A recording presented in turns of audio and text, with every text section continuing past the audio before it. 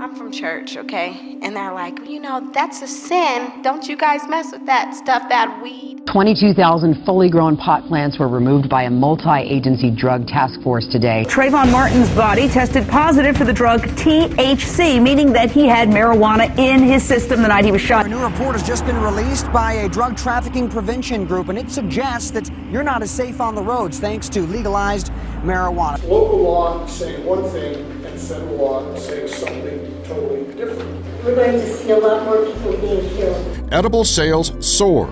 So did emergency room visits by kids who ate edibles. And can cause psychotic symptoms to occur. It can mess with your memory. There's a lot of even irreversible damage that marijuana can do to the developing brain. I am convinced that both medical and recreational marijuana are a huge mistake, and that within a few years, this will be undeniable.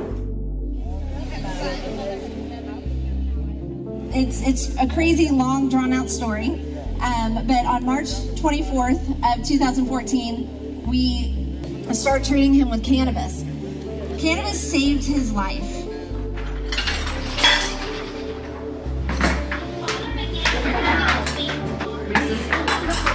The Cocoa Puffs. My name is Colton Turner. I'm 16 years old and I have Crohn's disease. Cannabis is my medicine because I would rather be illegally alive than legally dead. Colton is my son, and Colton's crew is just an advocacy group that we created around him because he takes cannabis for his medicine, and he's been in remission for now going on 2 years. And that's just what we do. We want to give back to the community what we've gotten, and that is the ability to find remission and find some health. Hamburger. You don't have any more noodles, do you? Yeah, 2 pounds of that's hamburger. the whole list. Does it say 2 hamburgers on there? It says hamburger. You should probably put a 2. 2 pounds. 2 pounds. If you come back with anything less, then I get to give you 2 pounds. I was gonna put LB on there, but I was afraid you guys didn't know what I know what LB Wow, means. Mom. Love you guys. Me too. I was fucking in the hall talking to my friend. We lived in a small little house. We had the trials and tribulations of every normal mid-American family. You know, we own a business, so we had all of those trials and tribulations and of starting a business and running a business and having all these little kids in our life all the time. Colton was a normal kid. He loved his brother. They were best friends forever. And Riley was the little sister. You know, it was just so normal. We noticed Colton was tired a lot. He didn't have a lot of energy. He took gymnastics class, and that had to stop just simply because he just didn't have the strength or energy to do it. You know, we went to the doctors and they just thought maybe he just didn't want to do gymnastics. We decided to put the boys in Boy Scouts. We were like all into it, and my dad was a Boy Scout, and you know, let's take him to this Boy Scout camp. So we had dropped him off in Litchfield. Our oldest son gave us a phone call about 7 o'clock that evening. I got on the phone and I said, hey buddy, what's going on? He's like, Mom? I said, yeah. Don't freak out. I said, okay. And he's like, Colton drowned in the lake. And I was like, what? What are you talking about? He's like, he's okay, but Colton drowned and he's really scared now and he wants you to come get him. It was like, we remember the phone call and then we remember just being there. You know, he was scared and he was sick and he wasn't feeling good, and we just took him home.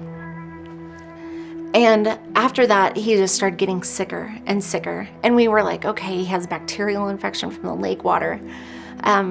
Took him to the doctor. Yeah, that's probably what it is.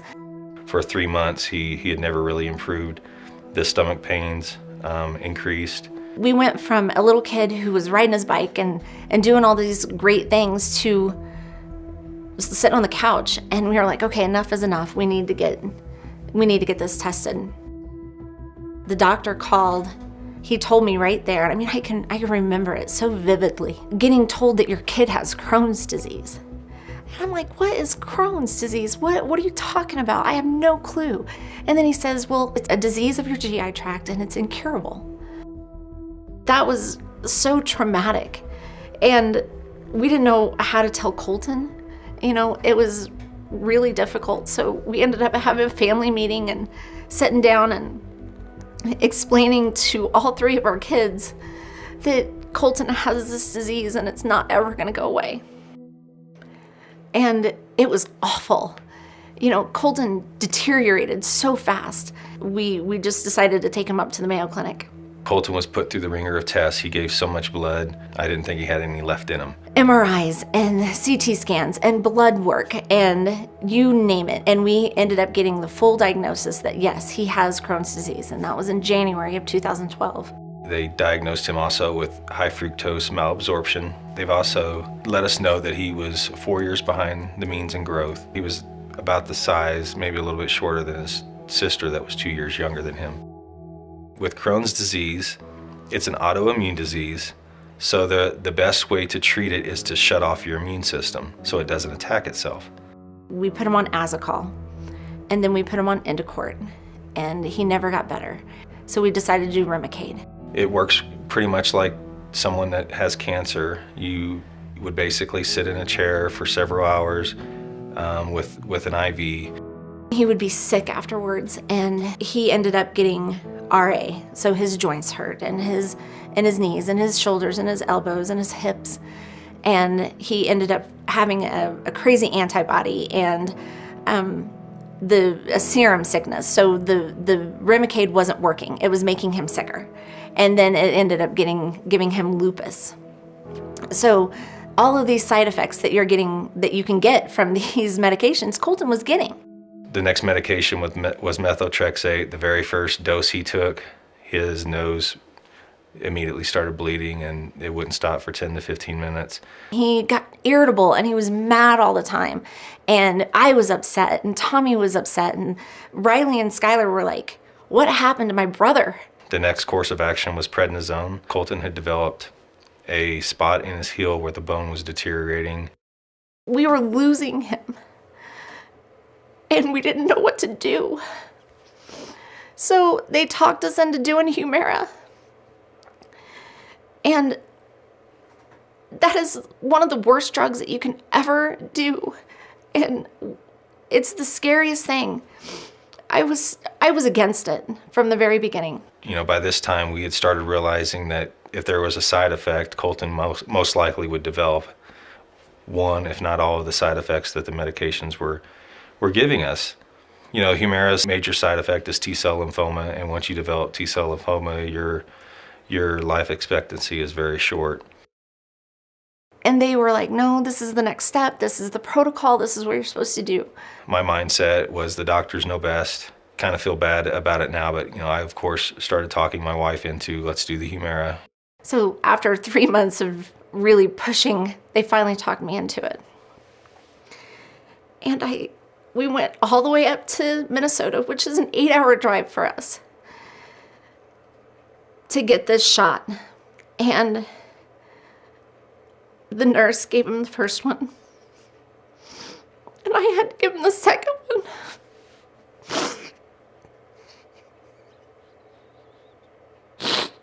And I knew right then and there that I was killing him. I had this feeling of just overwhelming sadness and scaredness and oh my God, what am I doing to my kid? I knew that it was wrong. And I did it anyway, and I don't know why. Humira is administered through a shot. Colton had to take a shot every other week. That weekend that the Humira shot would come up was like, everybody was mad at each other. Everybody hated each other. You know, Skylar was not wanting to have anything to do with Colton because Colton was depressed, and Riley was sad because she didn't want to hear me cry. She didn't want to hear Colton scream. They would go upstairs and they would put headphones on and earplugs in while we were giving him that shot, so they didn't have to hear him scream. The shot for Colton was very painful. In fact, after he would have his shot, he wouldn't be able to walk for the rest of the day. So we pretty much would give him a shot, then I would carry him up to his room where he would lay in his bed or lay on the couch and just lay there in pain until the pain went away. Our friends saw it. Everybody saw it. He was in a wheelchair. He couldn't stand up for more than a minute or two at a time. It's like watching your kid die and not being able to do anything about it. He was withering away. He was maybe 80 pounds, 85 pounds at most. And, he looked like a cancer patient that still had hair, just skin and bones. And, it was just heartbreaking. Living that was the worst thing that we could ever do. Those couple of years were so hard on our family. School children in the United States are more medicated than ever before. A quarter of children who are in preschool with attention deficit disorder are only getting drugged. And as the number of prescriptions soar, so too do the number of mistakes. More than 1.5 million potentially dangerous drug mistakes occur every year. If I watch television for more than an hour on any channel, doesn't matter whether it's Nickelodeon, Disney Junior, basic television, I will see 1 to 3 medication commercials, and those medications are approved by the FDA, and then lo and behold, 2 to 5 years later, it turns out to be bad for you. Talk to your doctor about any history of depression or other mental health problems, which can get worse while taking Chantix. Some people can have allergic or serious skin reactions to Chantix, some of which can be life-threatening. The FDA is not doing their job at all. Lily was born with 9 different rare disorders that all cause epilepsy. She's had seizures since she was about 4 months old, right after a vaccination. And we had tried every single pharmaceutical there was. My kid never had Tylenol before, and now he's just flooded with, anti-seizure medications. And actually, each medication they ended up giving us to just stop a tonic-clonic brought on a new seizure type. He was seizing every single day. He was hurting himself and others. He had really dark circles under his eyes. He didn't want to be bothered. He just wasn't happy.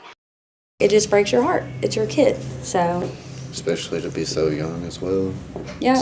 It's pretty hard to watch. The doctors are like, well, we'll just give him more pharmaceuticals and dope him up with that. And so far, all the seizure meds she had been on did not help. At only a year of age, phenobarbital, which was the first thing they put her on, was failing her liver. She was lethargic, and she was this, and not to mention organ failure and potential side effects. And every single pharmaceutical that she's on, they're all anti-epileptic meds. Possible side effect, seizures. From a pharmacologist standpoint, very depressing to see 16 new drugs that really haven't made people more seizure-free. There's enough statistics to show that they're horrible, but we're still, you're still prescribing them for our kids. So Colton ended up getting really sick, and they thought that he had tuberculosis. To diagnose that properly would be to do a biopsy. So on Friday the 13th of all days, they did a biopsy of a lymph node. 3 days later, they contacted us and told us that it was actually a salivary gland that they had removed. And of course, we were frustrated and angry about that situation. Crohn's disease affects your digestive system, so everything in your digestive system needs to work properly. And now that they've taken out a salivary gland, that really affects his ability to break down food. Yet again, another thing that we're trying to do to help him has backfired, or a side effect has happened. So we took him back up to the Mayo Clinic in Rochester. They immediately said that he does not have tuberculosis. The actual surgery was not needed at all, and that most likely he had pneumonia.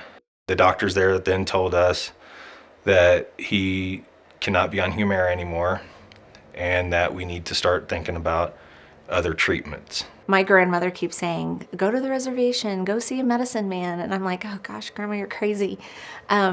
But she was right. We needed to get back to the basics of medicine with Colton because nothing else was working. We started researching. Wendy had discovered a study that was done in Israel of 11 patients that had Crohn's disease. And out of those 11, all of those patients in some form had found some sort of relief from cannabis simply by smoking. Let him smoke pot? I mean, he's 13 years old. He doesn't need to be smoking pot. And I'm like, oh my gosh, what am I thinking? I'm out of my mind. There's just no way. You know, I never thought in my wildest dreams that I would support such a thing. You know, I grew up around cannabis, and it was one of those things that was, you know, family or friends were getting in trouble for it. You know, the DARE program, Just Say No. You know, you hear all the horror stories of a gateway drug into worse things. And, you know, I agreed with that. And there's no way that I was going to give my son something that would lead to something worse in life. I had to think about where he's been, what he's gone through.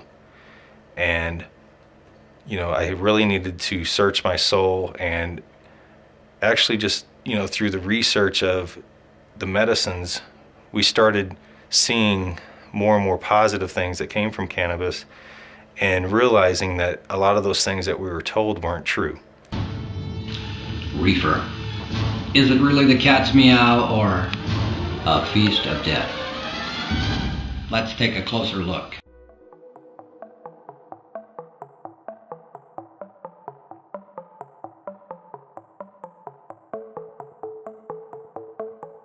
The craziest thing that I've seen happen since the regulation of marijuana is how many people blame marijuana for ridiculous things. The biggest obstacle that we face is ignorance. These closed-minded people that have been listening to TV and our government with all this propaganda. DARE came in, you know, drugs are bad for you. Let's open up this suitcase. Here's marijuana, here's heroin, here's cocaine. They show you all the drugs, and then they tell you that smoking one joint is equivalent to smoking 25 cigarettes. We're dealing with an arcane mindset that's based on really reefer madness mentality around cannabis that was established in the 30s and the 40s. Marijuana, the burning weed with its roots in hell. We have 70 years of indoctrinated fear around cannabis and what it is. You also have those who really lack the education around what cannabis provides. Here within the state, we have a cannabis university that's run by a woman named Michelle Lemay. She has a beautiful platform, and she's able to train and teach people, and she teaches people of all backgrounds, as far as from police force to politicians to just your average gardener or maybe person that just wants to know a little bit about cannabis. Our human being is an endocannabinoid system, that everything that comes from the cannabis or hemp or marijuana plant is beneficial for us in all terms, whether it be epilepsy or seizures or asthma. Things that people use for radiation burns, for eczema, psoriasis. A lot of older people like our products because they are non-psychoactive. They don't get you high. They do not enter your bloodstream at any level. So you can take this into the office at work, put it on. It's not going to get you acting silly or acting a fool. You know, you're not running into, well, my kid just put some lotion on and now he's high. It's a step-by-step educational process. And I think the part that resonates soundly with everyone and that no one can deny is that a parent has the right to treat a child that's suffering from any number of these chronic illnesses. We now have not just anecdotal evidence, but specific scientific evidence that we're changing the lives of thousands of children. All over the world, you see people, you know, children, everybody. It's a wonderful medical plant. And so what if other people smoking and they get high? Oh well, I mean, people drink alcohol that damages their liver, impairs their judgment to drive, but yet they can't smoke cannabis that makes them feel good. Recreationally, you know, it's just a bunch of people that want to get high. Really. I mean, you're not seeing as many people looking for medical benefits recreationally as I think that there could be. I think it's a huge avenue that people have not yet really dived into, where, you know, you can actually use these things not just to get you high anymore. You know, weed is for medicine. It's really about shifting the mindset of a culture, shifting the mindset of cannabis as a drug versus cannabis as a medicine. Regulation has been amazing as far as opening people's minds to the fact that this is not this heroin-like drug. I don't traffic drugs. I don't do bad things. You know, I help sick people, and I even help the guy that just wants to get high and watch TV. It's not just the Tommy Chongs and the Cheeches smoking pot. It's guys like myself. It's doctors, it's teachers, it's lawyers. Since the regulation, my older family members are not hesitant to ask me about this anymore. They're willing to say, hey, why didn't you send me the same things that you sent my daughter? And I'm sitting there thinking, well, I didn't know, you know, Uncle Dennis or whatever. People were kind of coming out of the woodworks, and people weren't so afraid of like talking, because we have to remember that we're talking about a federal controlled substance. People didn't want to know about cannabis. They didn't care about it and stuff. But now, because of us getting together like we are now and trying to really show the education and saturate the truth out there, people are honestly coming up to me now and asking me honest questions about cannabis. They aren't scared to say the word weed. Of course, the first thing people think about when they hear cannabis is, oh, you just want to get high. You know, your kid's going to get stoned, get the munchies, sit on the couch, be lazy, be non-productive, you know, things of that nature. And by that time, my son was already on the couch. He was already non-productive. But if it took away his pain, why not?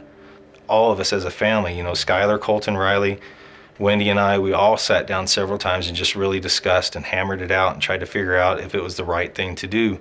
Before we had even started the medicine, I had no idea that it was actually called cannabis. All I knew was that it was bad and I should stay away from it. So I really didn't question it very often, and I put a lot of trust in my parents. So when they say, hey, we're gonna go try cannabis, I was completely on board. We discussed it with other people outside of our house, and we didn't realize at that time that, you know, our perception of something that we were afraid to discuss with other people wasn't that hard to discuss after all. As soon as we said it, you know, the family members that we discussed it with were all very accepting. They're like, why not? Do it. They've watched our son suffer. They know what he's been through. We researched, you know, what do you do? How do you give cannabis to someone without smoking? And we found pot brownies. We went to one of our friends who we knew had some weed, and so a week in there, we gave him some pot brownies, and we were like, well, he didn't die. He's still smart. You know, nothing happened to him. So we had to stop because, of course, you know, if they find THC in his system, we're screwed. Call CPS and throw us in jail, endangering our child. You know, this is a Schedule I drug.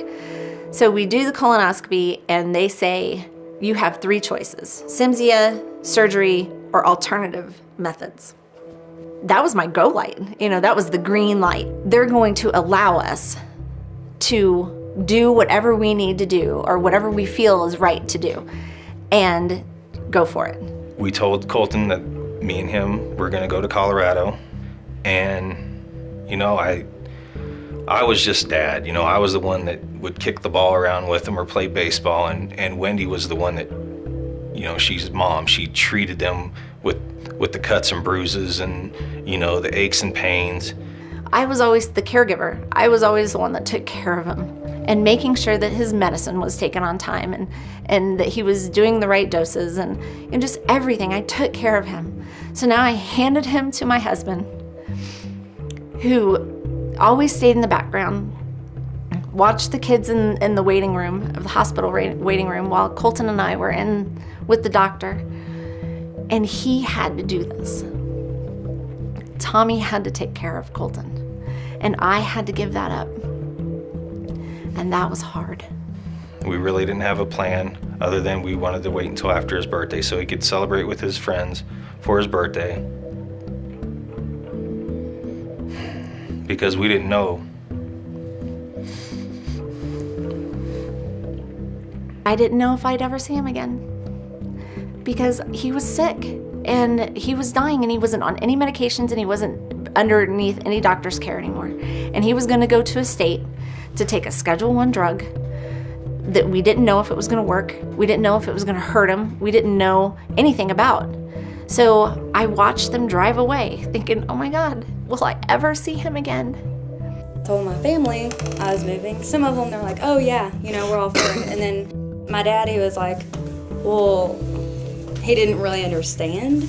And we went to his house and he had a grand mal seizure on my dad.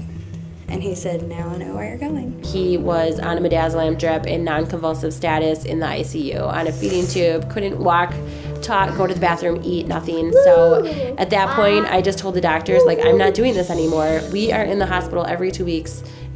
Before seizure meds, my son had 1 seizure. After seizure med, he's had 30,000. The next day, we got out of the hospital. I put my kids in the car and we just drove to Colorado. We saw that documentary on CNN and just gave me so much hope. I'm sorry, I cry. It just gave me so much hope. I saw this little girl that reminded me so much of Olivia, and I thought, look what she's doing now. I owe it to her, and whether it works or not, it wasn't even a question that I'm going to get to Colorado, we're gonna try this, and even if it doesn't work, we can say we tried. They are calling themselves medical refugees, an influx of families with kids suffering from seizures, all moving to Colorado to seek marijuana treatment. But a growing number of people are actually moving to Colorado to gain access to a special kind of medical marijuana. They have to uproot themselves from their home to save their baby, or save their grandfather, or save their auntie. It's jacked up. So many people are moving to Colorado, and the real estate is skyrocketing. It is so expensive to live in Colorado that there are so many refugees that are going and they're becoming homeless. But then what else do you do? Because you're in Kansas or Missouri and people will look at you and just say, just move. How easy is that? It's not easy at all. Things that helped us get here was the American Medical Refugees of Colorado. They have been a tremendous support to us. They're just super great people. If anyone needs help getting here or anywhere, they help. Great people. It's so nice to be around a group of people who aren't judging you, because there is so much judgment just in the special needs community alone, and then adding the cannabis on top of it, the amount of judgment is ridiculous. I mean, if you have no problem with me pumping all these ridiculous pharmaceuticals in my child that cause more problems than, like I said, it did not help with the epilepsy. Her seizures were still at one point upwards of 70 a day. And if that's okay, and I really, as far as I'm concerned, if somebody doesn't agree with what I'm doing, whatever floats your boat, I'm gonna do what's me. And I just feel like nobody really has a right to judge until they're in a situation like this. People just don't understand what it's like to be on your deathbed and wonder what you're gonna do next. It is so hard being sick. People don't understand what it's like being chronically ill, chronically fatigued, not wanting to leave your house, not wanting your friends to see how you look, not wanting the people around you to be burdened by your illness in any way. I have a really good friend back home that just totally anti, that's a drug and this is a child, and aren't you worried about your kid getting stoned? And I'm like, well, my kid's been on benzos and phenobarbital has alcohol in it. I was like, she's been pretty much stoned and drunk the past 4.5 years. I think we're good, and cognitively, most of those medications are what held a lot of her cognitive function back. My son's been so high on pharmaceuticals, he couldn't talk, walk, go to the bathroom, eat. We've been here 6 months. He's had hundreds of seizure-free days. more than what I had under medical care, by far. I've always known there was somebody inside, and I just kind of likened it to her being stuck in a shell. And everybody that's ever met her has said the same thing. There's somebody in there, there's somebody in there. And I feel like we're kind of getting little cracks and little peels, and eventually, God willing, we'll get to see the entire person that's in there. We get out here, my heart's broken. You know, I was in the military. I know what it's like to deploy and not be with your family. But it's different when you've left half your family behind and you have an ill child with you and you don't know what's going to happen with him. When we first came out to Colorado, I was very scared because if it wasn't this medicine, then there wasn't going to be anything else that I could use. We knew we wanted to buy some cannabis and preferably get it in oil form. By that time, the research had led us to understand that there's way more options than just simply rolling up a joint and smoking. So we knew of a place in Colorado Springs that made oil. So we tried to find that location, which there really wasn't a way of finding it. And we realized at that time that we were completely on our own and needed to basically make our own. Colton and I went to this dispensary and he had to sit in the car because he was not old enough. It just felt so odd to me, especially considering, you know, I've kicked people out of my life that used marijuana simply because I didn't want it around my kids. And here I am buying it. You know, what am I doing here? Why am I, you know, what has brought us to this point? I just had to let that all go. So I bought it, and we're in the car, we're driving home, and I'm thinking, okay, now what? There was some talk about recreation, and people had said it was going to be years away, maybe 5, 10.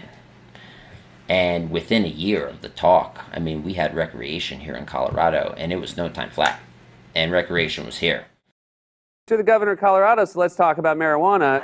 So your state legalizes marijuana. So we've been looking at Colorado's groundbreaking experiment in legalizing recreational marijuana. Take a look at this crowd in Denver, braving the snow to wait for their turn to step inside and buy weed right out in the open, just like alcohol.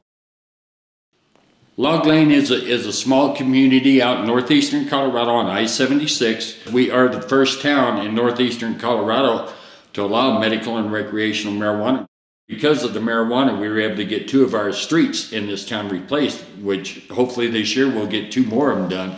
And then we need to start working on replacing water and sewer line. When we were first looking at doing the marijuana out here, I had spoken with the mayor in Garden City. You know, Garden City was in a lot of ways in the same position that we were, you know, trying to find some way to bring in revenue. And the mayor up there told me, he said, this has just been absolutely phenomenal. He said, they've got so much money coming in up there now, they cannot spend it all. Taxes are 7.65%. The shift in economy in Colorado, we went from being a mid-level state to being the #1 economy in the nation. Denver real estate's a good example. Another one of my favorite statistics. Went from 75% occupancy to 97% occupancy in regard to the commercial sector. So the spike in industry is significant. As you see with the implementation of regulated medical models and now regulated adult use models, you see a tax revenue generation that's previously unheard of. We're building new schools, we're providing infrastructure, we're offsetting state deficits. So other states are seeing that, and other states are coming on board. It's tough when you have a lot of these people starting up in these states and they don't really know much. It takes a long time to get developed, and Colorado's already worked out a lot of those curves. So certain states have been asking us to come there and help them. And Colorado, people from Colorado have. A lot of people have left and started up very successful businesses in other states that are now cannabis friendly. We have adult use initiatives pending in Nevada, Massachusetts, Arizona, California. So there's going to be a quantum shift.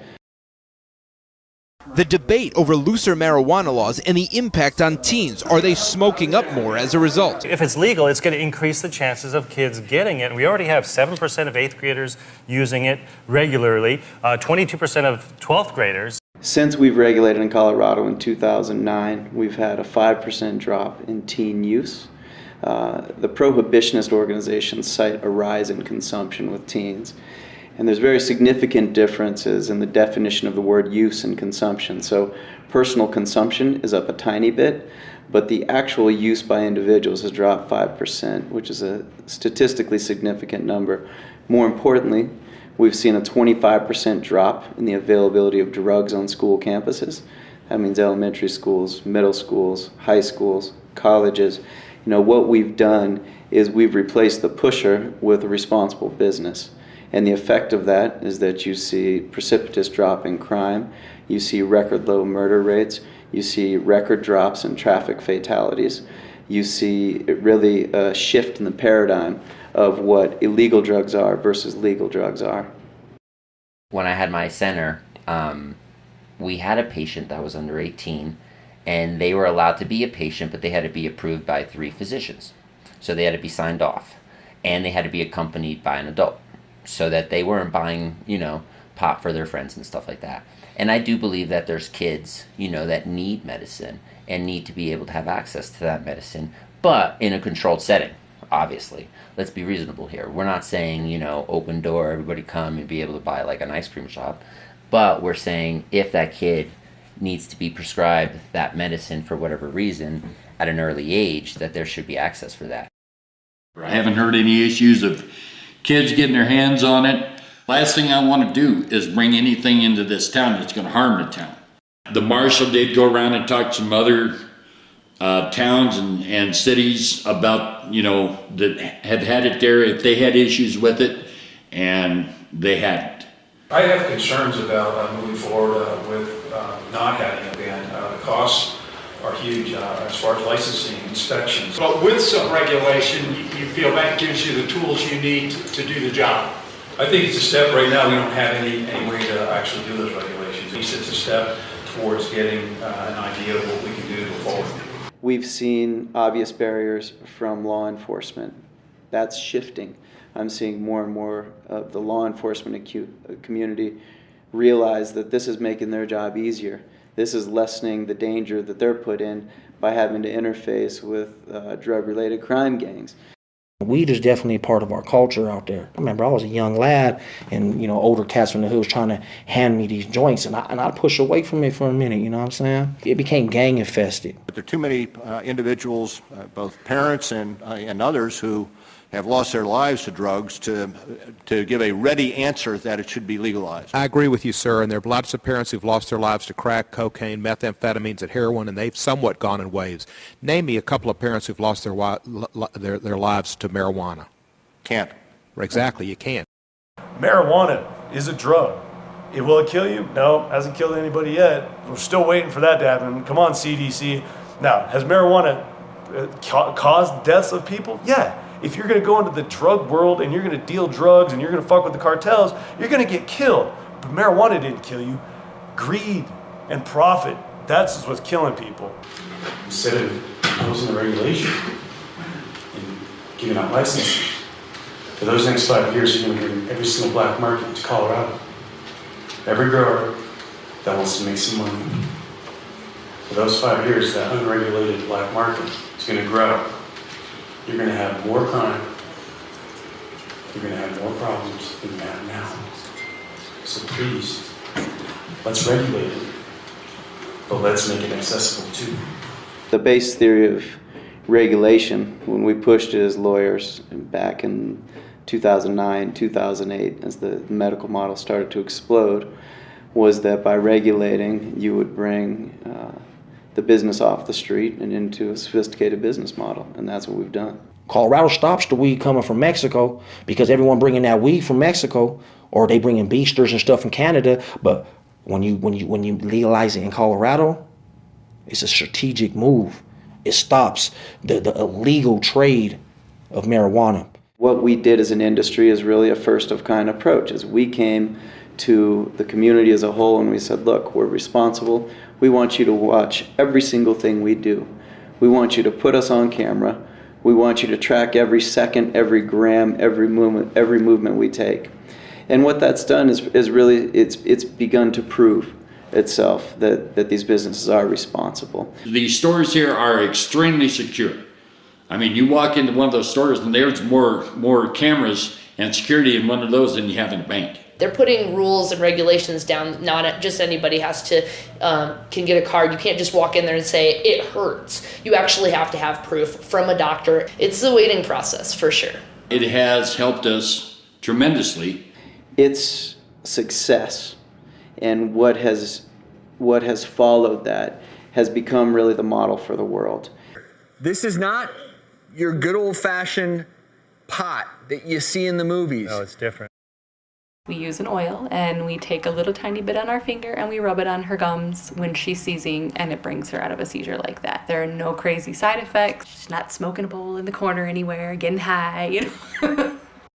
People push it too far, and they say this person's gonna smoke every day, every day, and those effects that are gonna harm them, on their lungs or their throat and things. But don't think of other ways that they can still medicate outside of that.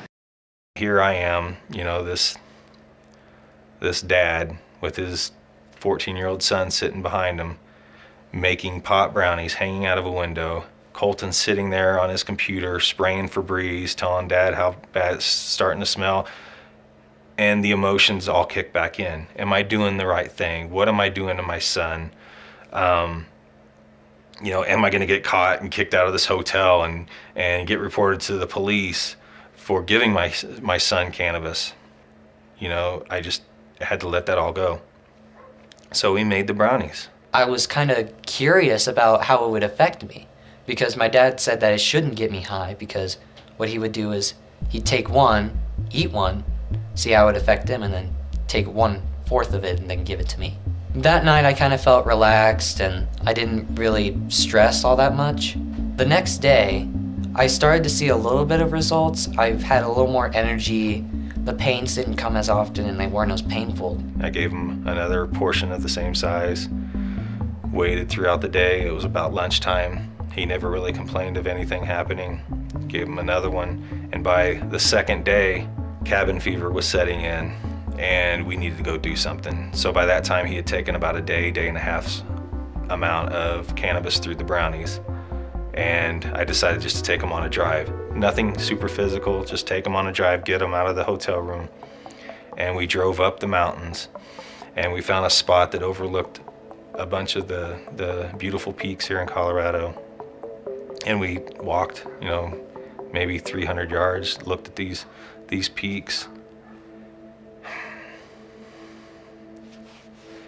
And walking back to the car, I'm a fast walker, and I think Colton's just falling behind because he's slow.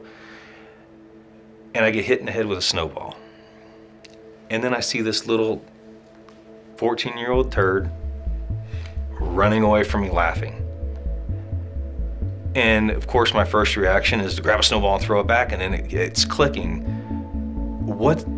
I'm throwing a snowball at Colton while he's running away from me. This hasn't happened in years. Like I said, he was 11 and he was exhausted and never, this is 3-4 years worth of him being exhausted. Now he's running away from me. And we're having a snowball fight on top of the mountain. And I'm running out of breath because we're on top of a mountain. And he's just laughing. And I just felt then, I'm never gonna have those guilty feelings again. I'm never gonna have that hypocritical feeling again, because this is a medicine. This is doing something. I noticed a change, and this was just a few days into it. The first thing I did was get on the phone and tell my wife, and we both fought back the tears, and we hoped it was more than just taking the pain away. Colton ended up with like 20 days of brownies. Ask the kid if he ever wants a brownie, and he's going to tell you no. He's so sick of brownies, pot brownies or regular brownies. Later that month, we had finally found an apartment that we could stay in, because at the time we were just bouncing from hotel to hotel. They couldn't find the right medicine and they didn't know what they were doing. I'm out here in Colorado with my son that's dying, and she's back home with the other 2 kids, and it's just heartbreaking that everything has to be done over the phone. The decisions that has to be made are thousands of miles apart. And I tried to comfort them and we would Skype, and that was all. I was able to find someone who made oil. By this time, it was March 24th, and Colton took his first dose of medical cannabis oil. That was the greatest feeling ever because the oil had been tested. We knew exactly the amount of cannabinoids that were in each drop that we were giving him, and we were able to dose him like a proper medicine and not just, wing it. We felt like we were actually gaining progress on something and understanding. And I would take notes. I would mark down everything that he had eaten throughout the day. After I started taking it, I was getting more energy. I wasn't in the bathroom all the time. And, I would phone Wendy and let her know the progress. We started noticing that we were getting our son back. It was hard not getting to see him happy for the first time in so long. Not seeing him grow because he grew so much, because the cannabis worked. Your son's ill, but he's improving. And, you have your wife thousands of miles away that wants to be there and hug her kid that's feeling better. And we're gaining progress, but we're still separated. And they were living in a basement apartment. And I'd never been there. I'd never seen it. I didn't know anything about it. And I had to bring him a bed and things like that just because they didn't have it. And we pull up, and he's standing outside, waiting for us. And he was standing, and I was like, oh my gosh, can you believe it? And I felt like he'd gotten 10 feet taller, and then he'd gained 50,000 pounds, and he looked good. He had a spark in his eye, and he had a huge smile, and it was so good. And I could wrap my arms around him and not feel like I was going to hurt him for the first time in a long time. When I first started getting better, it felt like I had this wake-up call that I was finally doing something right. I was happier, not only because I was feeling better, but because I was actually able to do the things I love. I was able to go hunting, I was able to go to Boy Scouts, I was able to ride my bike.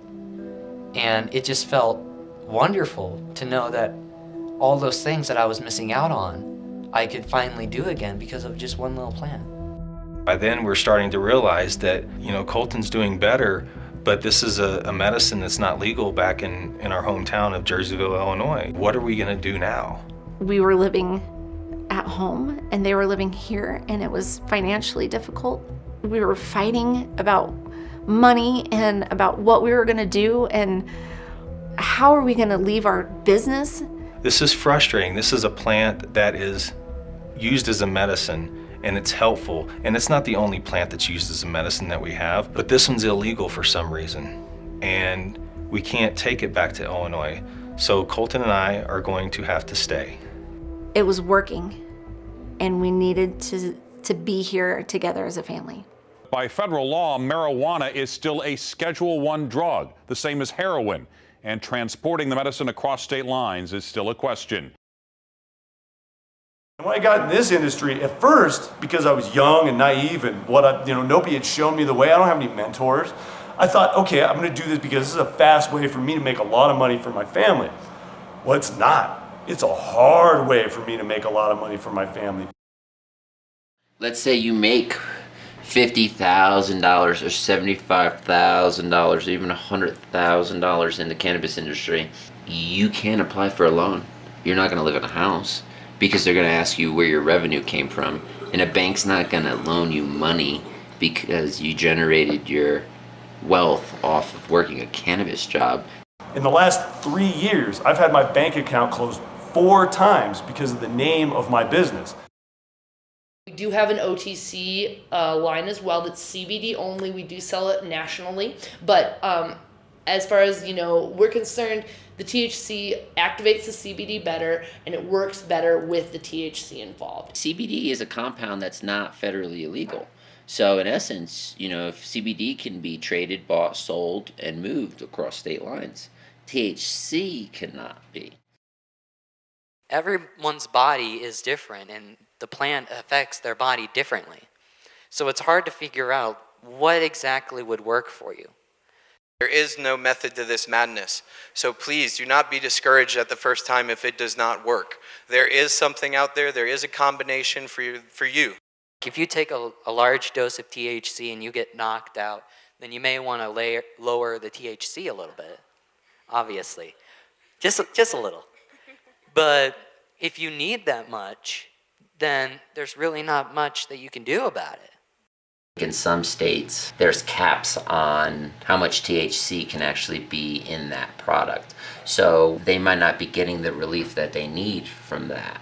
I think if a doctor thinks that that patient needs to have a strain that might be 22%, but that keeps that patient from taking an OxyContin, that should be up to the patient and the doctor to handle that. If you aren't afraid to take those pharmaceuticals that had lymphoma as one of the side effects, then this shouldn't scare you at all.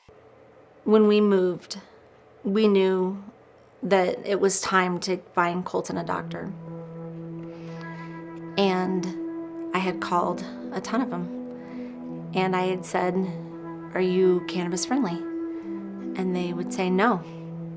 You would think in the state of Colorado, where cannabis is legal and Colton is legal to use cannabis as a medicine, that it would be easy to find a doctor that would treat him. But that's not the case. We had so many doctors tell us no, they wouldn't treat Colton because of his cannabis use.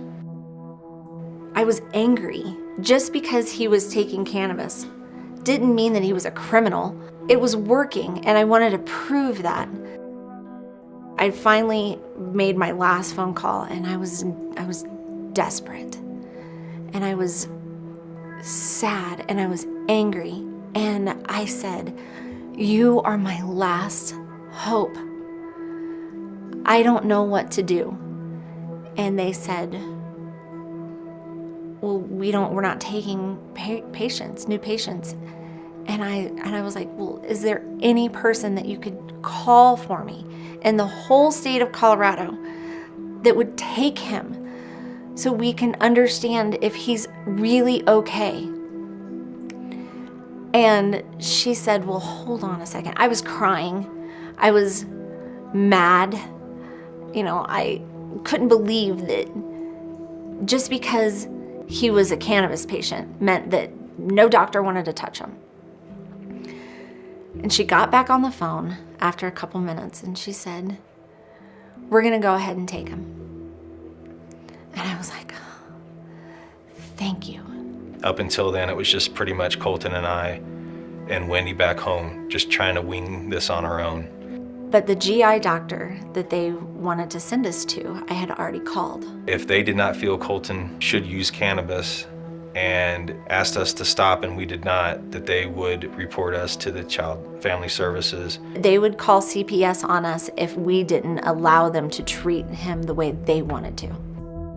We were terrified because not only do they take all three of my kids away, but they take my sick child away. My sick child that hasn't been sick for 7 months. And now they're gonna put him in foster care or in state care, and they're gonna give him Humira again. And they're gonna give him another biological. And I'm like, after all this progress that we just made, I can't afford to get him taken away from us. And we were terrified. Our hearts were just pumping like crazy, and we were like, what are we gonna do? And then we were like, but this is the right thing to do. So we went and saw her for Colton's very first visit, and of course we're nervous. And we thought for sure that the federal government was gonna come swarm in and take our kid away from us and call us bad parents, and we'd be all over the news like, how could you do this to your kid? You're giving him a Schedule I drug. He's, a pothead, and he's amotivational. He's all these bad things because of, the stigma that surrounds this. And we were just simply scared out of our minds. She checks him over, looks at him, does the normal thing that we're used to every time we've ever seen a doctor with Colton and his Crohn's disease. And she pretty much said, okay, well, we'll see you in a 4 to 6 months. And we said, hold on a second. We know that he's doing well from an outward appearance. By then he had gained 15 pounds. We wanted to know what was going on inside. So we asked for a colonoscopy, and she of course agreed. They did the colonoscopy, and the doctor came in, and she had his pictures. There was basically no inflammation left in his body. That everything that was there February of the same year, so from February until October, him being on nothing at all except for cannabis, that the 22 centimeters of inflammation was gone. He was in remission, and the doctor showed us that. And that was the best day of my life. This was doing more than just making him feel better. This was treating something. This was fixing a problem that his body had. This was doing something that all the other medications were not doing. I don't think that she realized that his illness was so bad and that cannabis did work and that his colonoscopy was gonna look like that. I think she was a little shocked. The one thing that people always say about Crohn's disease is you just change your diet, take out the gluten, blah, blah, blah, blah, blah. That may be true in some cases, but not all of the time. One of the most concerning things for us as pediatric gastroenterologists is that there is a significantly increasing incidence of Crohn's disease, and it is actually the most rapidly increasing disease in the pediatric population as far as immune-related disorders are concerned. Crohn's disease and inflammatory bowel disease in general, the group under 10 years of age is actually the most rapidly rising group of patients developing this disease. All these children are growing up with epilepsy and disease. Younger and younger people are getting cancer. It is all because we are cannabinoid deficient. My stepdad, who was up there, was diagnosed with lung cancer. And for that entire year and a half, no one ever mentioned medical marijuana as part of his treatment options. You'd think because you're in Colorado that everybody is friendly, but I know his first pediatrician was like, the oil doesn't work for seizures. And I'm like, as soon as we got here, my kid had over 3 weeks seizure free. So I don't know where you're living, but yes, it does. I've seen 500 children, that it's doing good for. What they taught me is it stays in my body for 30 days. Well, that's a good thing. Any other poison and toxins my body gets rid of immediately. NADA has done studies that it stores in our fat cells, comes out of physical and emotional stress. Well, if it goes into our bodies hold on to it, it stays in our fat cells, comes out of emotional and physical stress, it's medicine. Yep. If it was a drug or a toxin, our body would reject it. Yeah, It sounds like a time release system that's very sophisticated. It is. And I think that's a good way to describe it, is it stays in your system and there's a time release. And now, the fact that we're weaned off it is no addiction.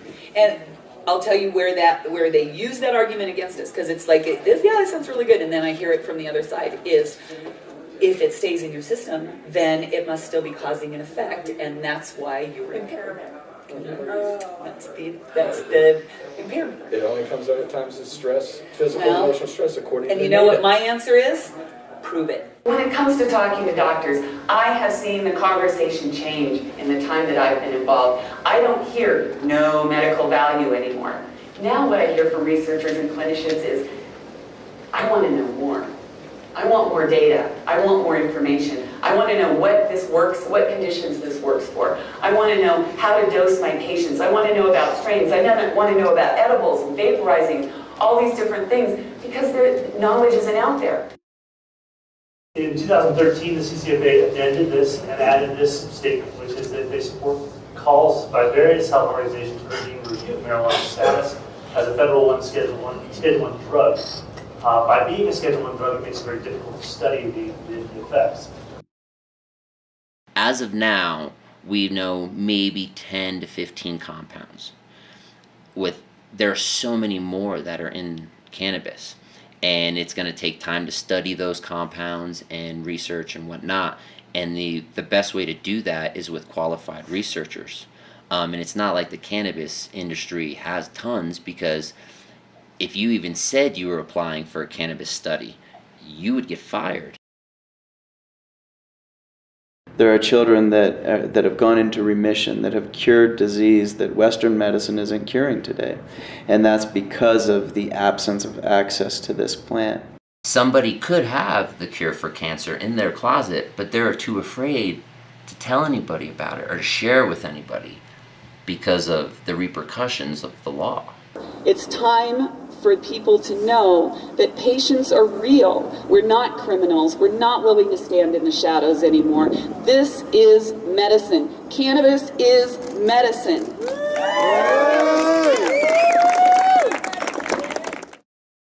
They still have the fear-mongering of the long-term use. No one knows, yet they spit that out there. Well, no one knows if it works, but they won't push that. They'll only push what they think will deter you from using cannabis. If my child gets a little high, but his intestines are clear, I will take that any day, because I would rather have him deal with that than have to deal with the scare of T-cell lymphoma.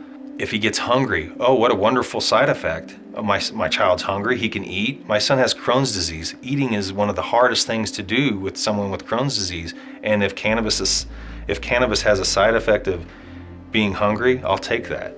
We had to face this obstacle all by ourselves with no help at all from anybody in the pediatric world. No doctors, no other parents, no one. And we had a little bit of insight from some adults that were smoking and, using a little bit of oils and edibles, but they didn't even know. How do you dose a 14-year-old kid that's 80 pounds with cannabis? So we had to do it all on our own. And we vowed that we would never let that happen to anybody else. And so we were like, okay, we need to change the rules. We need to speak out, and we need to help everybody that we can.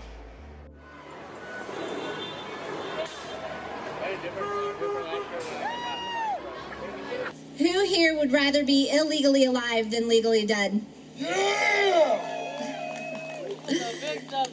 Yeah, well, that's what he said 2 years ago when we came to Colorado to find legal cannabis for his condition. We had a voice, and people listened, and we weren't the hippie type family, and we weren't the really successful, lawyers and doctors type family, but we were just normal, everyday people.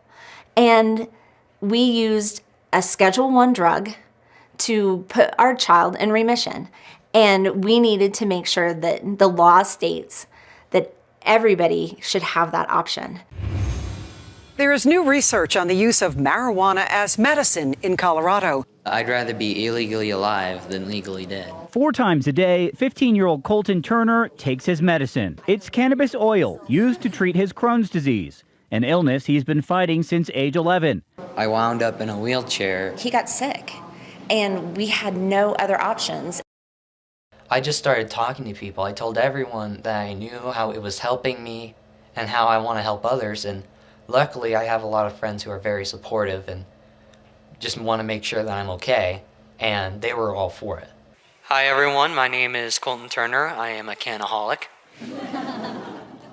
So we got involved in going up to the Capitol and testifying. I mean, we've testified for so many different things. One time, Colton testified for medical testing. So in Colorado, recreational marijuana is tested, but medical marijuana is not tested. And he was like, well, that's just stupid. I should tell them that this is my body, this is my medicine. I need to know what's going on inside of it. First time that he's ever done that on his own. He's always just came up with me. He had his time to talk. I had my time to talk, and we just kind of did it collaboratively. But this time he signed up on his own. And he was the first one called. So he stands up in front of all these senators and walks over to this table and sits down, and he says, I have Crohn's disease, I take cannabis, and I need to know what's in my medicine. And explained everything. And I was so proud of him. I was like sitting there in shock that he actually went up there and told them, hey, this is what it's supposed to be like. Don't take this away from me, because I need to know how much THC I use. I need to know how much CBD is in my medicine. I need to know about pesticides. I need to know about microbials and mold and heavy metals and everything else that could be in this plant. He said his thing, and they asked if anybody had any questions, and everybody was like, no. They were just kind of looking around like, wow, we were just schooled. Eventually they got to me and everybody else in the crowd. But while we were all testifying, Colton leaned over to his dad and said, a lot of kids are in school right now learning about history. And Tommy said, yeah, that's true. And he's like, we just made it.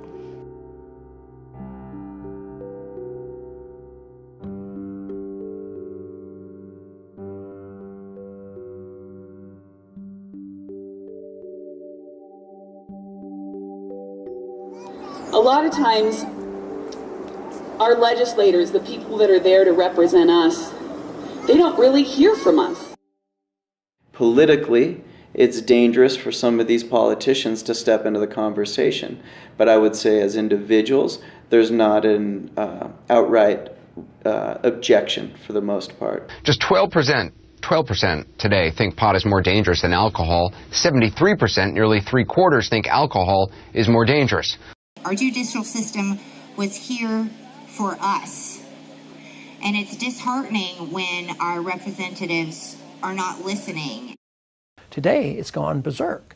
The federal government comes in, puts people in prison that are sick because they're using it for medical reasons, and they've never committed a violent crime. That's how absurd the war on drugs has become.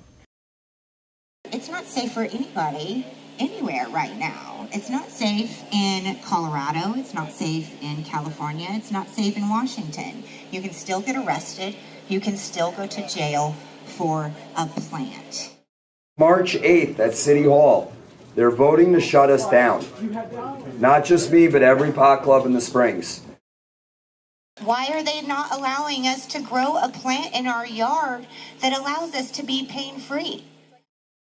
Too many people have given up on the political process, and they look at Washington and they say, does anybody there understand my suffering?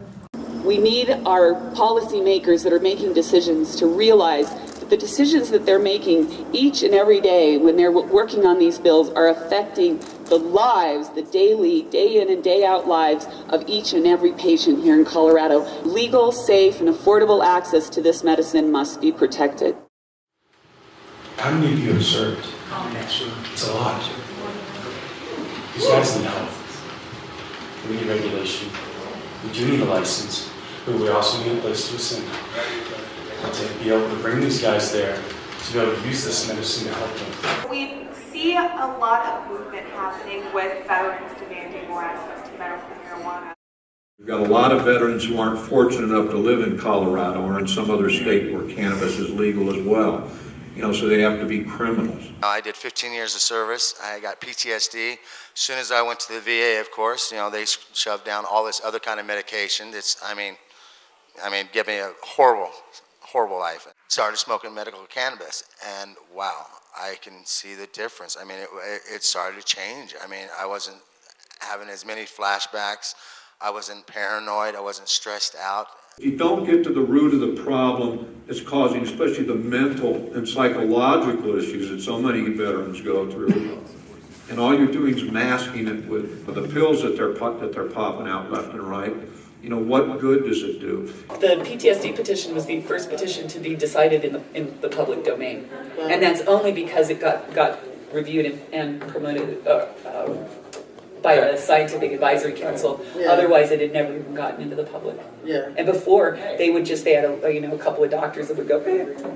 The one thing that I'm really sick and tired of, especially being a Republican, is all of the legislators and congressmen, senators, especially the Republicans, who love to drape themselves in the American flag and talk about how much they love veterans, they're pro-veteran, they do anything for a veteran, blah, blah, blah. but they don't believe veterans should have access to cannabis. If you are against cannabis for veterans, then you are anti-veteran. And once you have that knowledge and you have gained and understood what this plant can do for so many people, and you still keep that away from the people, that says so much about your character.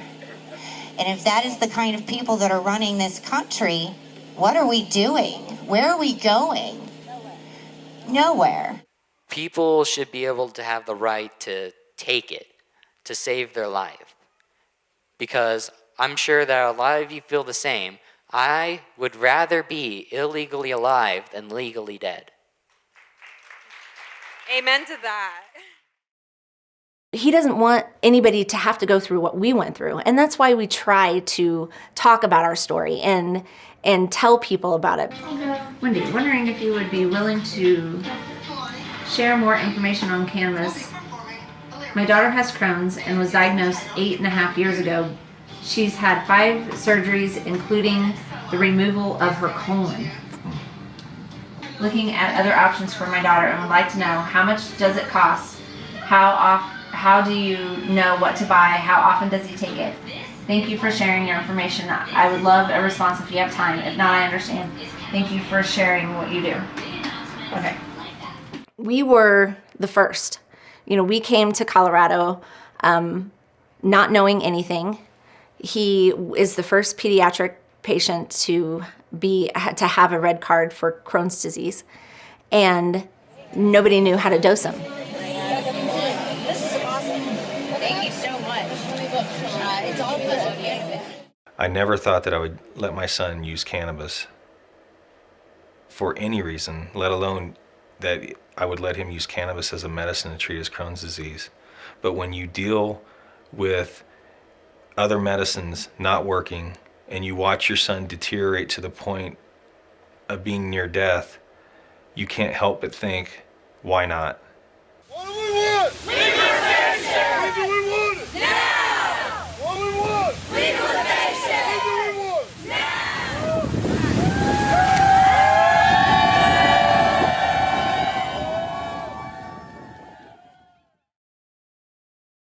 I want to introduce a very good friend of mine.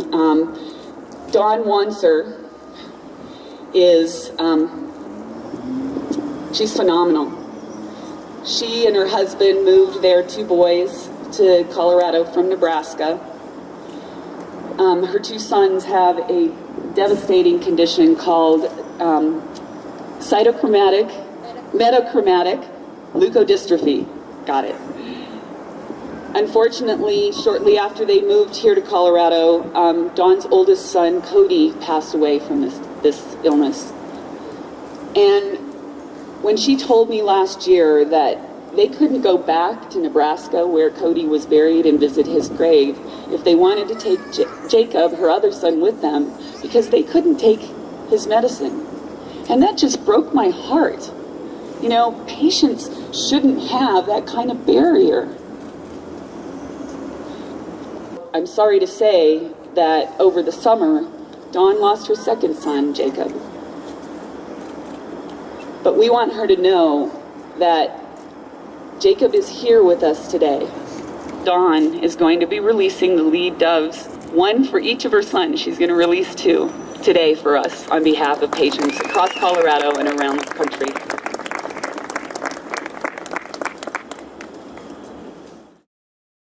As a parent, sometimes you just have that feeling, in your heart, in your gut, that this is the right thing to do. In your gut that this is the wrong thing to do. Humira was wrong, and I knew it. I knew that giving him that medication was wrong, but I knew that cannabis was gonna work.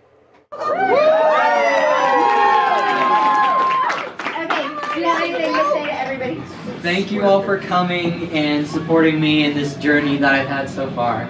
It's been a great 1.5 years, or almost 2 years, and I look forward to the future. Thank you. So how many 16-year-olds do you know that get a medicated cake? I'm kidding, it is not. I'm like, I'm taking it home. But we've been medicated all day to see how many people would like go for that cake first. If I would have thought that, and you ruined it already. I know, but I'm sorry, but we can't really have a medicated cake. You could have. It has been 2 years and he has been in remission. And it is the best 2 years. I have my son back. He's healthy and he's proving to the world that cannabis is not this horrible drug that everybody thinks that it is and everybody says that it is.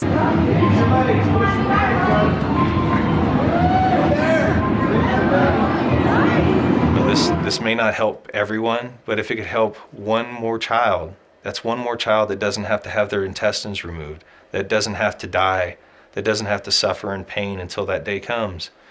And that's basically what we've been doing ever since, is trying to get the word out, trying to let everyone know that there is an option, and cannabis is it. We are so grateful for not only the Colorado legislature for legalizing cannabis, but also people like you who are fighting for your rights, who are pushing for legalization across the nation. I became an activist because I was able to meet people like all of you.